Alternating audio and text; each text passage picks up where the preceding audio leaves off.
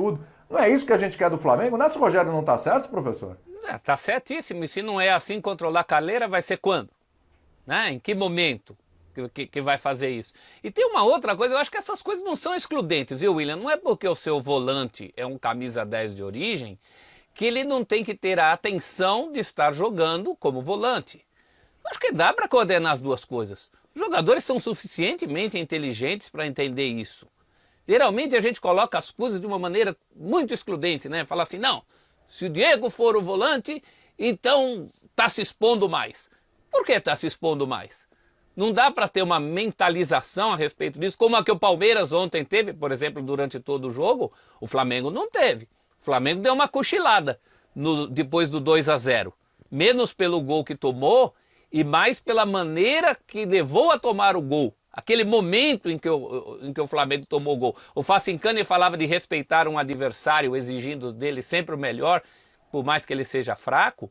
Ontem o Flamengo deu uma relaxada nesse jogo. Acho que foi a grande diferença entre as atuações do Palmeiras e do Flamengo.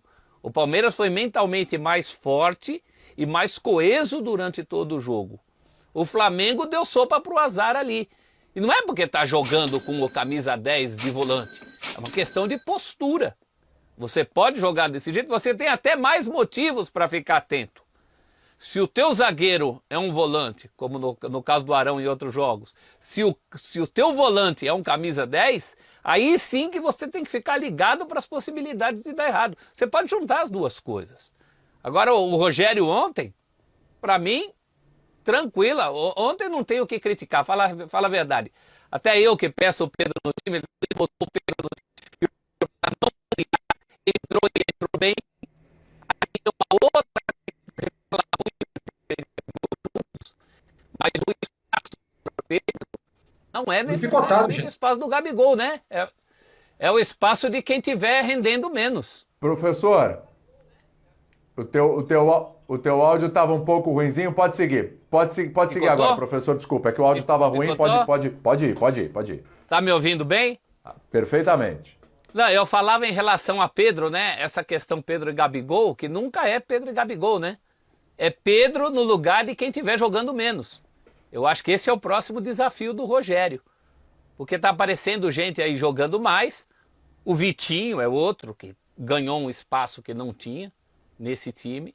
Então uma hora ele vai ter que tomar uma decisão, se ele quiser mesmo. E eu quero ver Pedro e Gabigol juntos. Eu quero, por uma questão de... O Rogério acabou de falar que o gol não é o objetivo do espetáculo. Como é que você vai deixar de fora um rapaz que nos poucos minutos que tem, faz coisas como esse gol de cavadinha? Tem que pensar nisso, gente. Tem que pensar Ele é muito nisso, especial para jogar pouco tempo, acho que já devia ter pensado antes.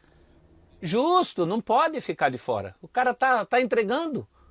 Como é que faz? É até uma obrigação do técnico pensar nisso, né?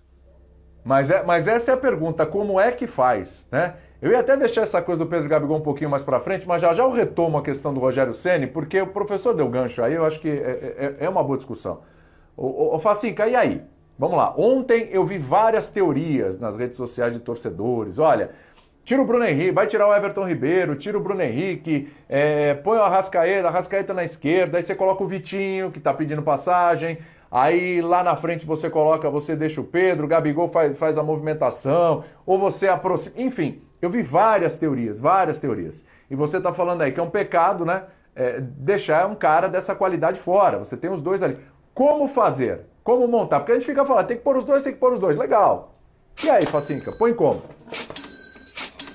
Pois quando a gente pensa em uma plataforma tática para tentar montar esse Flamengo, vou voltar a um esquema meio old school, né, Zinho? Você conheceu muito bem esse esquema, que era o chamado 4-4-2 losango, né? Porque você tem um volante mais centralizado, dois caras um pouco mais abertos, né? Oi, Zino, está mudo. Tá mudo aí. Abençoado! Opa! Como jogou esse Flamengo? Vai pagar pizza! Tem caixinha. Vai pagar a pizza, hein? Bolinho. Pô, isso aí vai ser o maior prazer, vai vai ter que chegar na redação. Eu não vejo a hora. Eu não vejo a hora. Fazer aquele bolo gostoso de abóbora. O bolinho da Simoninha. O bolinho da Cebolinha.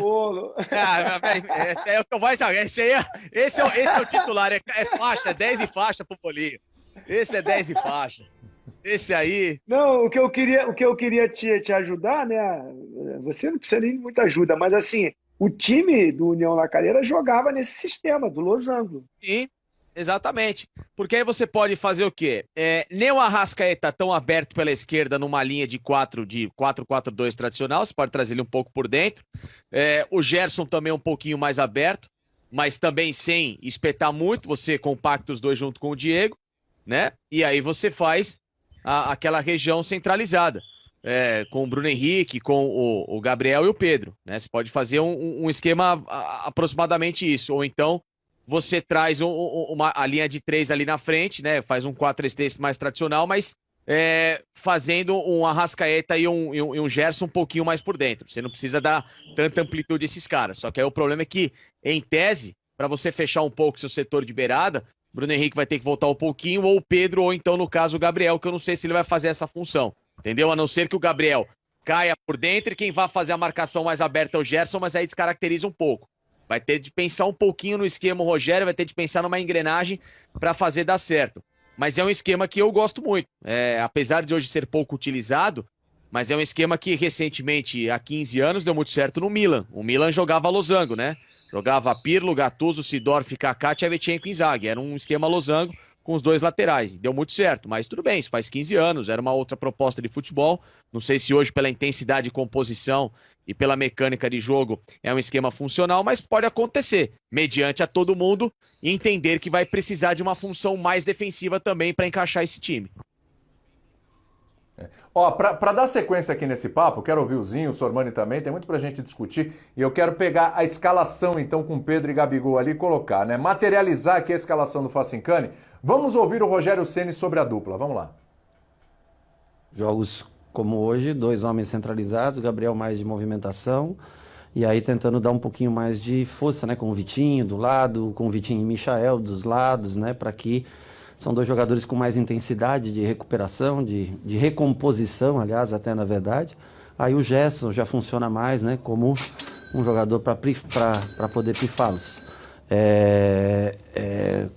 Os 2 foram usados dessa maneira no jogo passado. Hoje, com a entrada de jogadores mais velozes e descansados pelo lado, podem recompor o que falta um pouquinho ainda neles, que é a parte de marcação.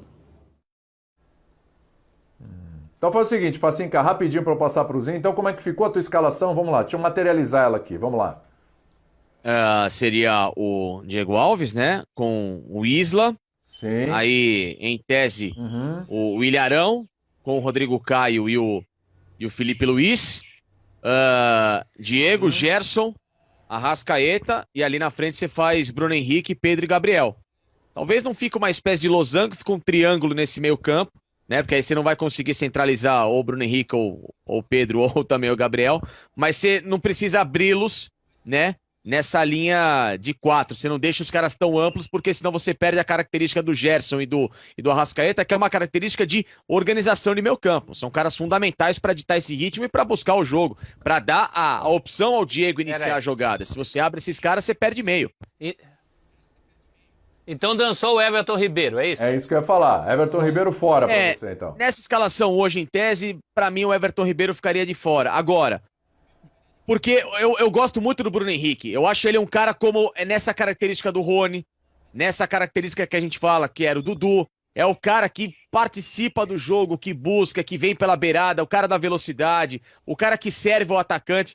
Por exemplo, 2019 o Bruno Henrique, para mim, foi o melhor jogador do ano no Flamengo. Mais até que o Arrascaeta, mais que o Gabriel. Ele perde arranque, né?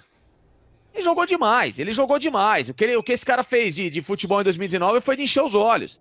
Então é um cara que você espera muito dele. E ele é um cara muito importante. O Everton Ribeiro, ele é ótimo na técnica, na qualidade de cadência, de ir rodando o jogo, mas talvez se você precise de intensidade, de um cara de muita velocidade, de criar como cria o Bruno Henrique servindo o atacante, talvez ele fique um pouco de fora. E aí você tem que premiar o Pedro e o Gabriel. É mais uma opção para tentar encaixar o Pedro mesmo. Tá. E dos caras de velocidade do Flamengo, o Bruno Henrique é o mais confiável, mais testado e aprovado, embora não esteja no seu melhor momento. Mas eu acho que a questão é aí. Sai quem tá jogando menos. E quem tá jogando menos é Everton Ribeiro e talvez o Bruno Henrique. A gente podia sair com esse time, se não der certo, aí volta o Everton Ribeiro. Mas alguma coisa precisa ser feita para ter o Pedro no time. Você concorda, Zinho? Essa escalação aí do Facincani te agrada? Você mexeria no Everton Ribeiro, mexeria no Bruno Henrique, ou até não mexeria? Posso dar uma sugestão maluca pro Zinho? Ele gosta Pedro de uma forma. Manda aí. Esse é o programa certo para dar sugestão maluca. Pensando em maluquice. Você adora as maluquices dessa, né? Você pensou numa maluquice, mas tem um pouquinho de fundamento. Vou tentar colocar esse fundamento. A origem do Everton Ribeiro é uma origem defensiva. Ele era um lateral esquerdo, como foi nos tempos de Corinthians, jogou assim no São Caetano e tal. O Diego hoje é um cara, pra mim, que é intocável no Flamengo. Pela bola que ele tem jogado. Mas se tivesse que trocar o Diego pelo Everton Ribeiro e ele fazer um lado esquerdo dessa primeira linha junto com o Gerson, pra deixar, por exemplo, ele na equipe, você escalar o Pedro, Gabigol, você abre mão do Diego, coloca o Everton com o Gerson, com a Arrascaeta, com o Bruno Henrique, Gabigol e Pedro. Daria pra fazer ou já é mexer demais no time?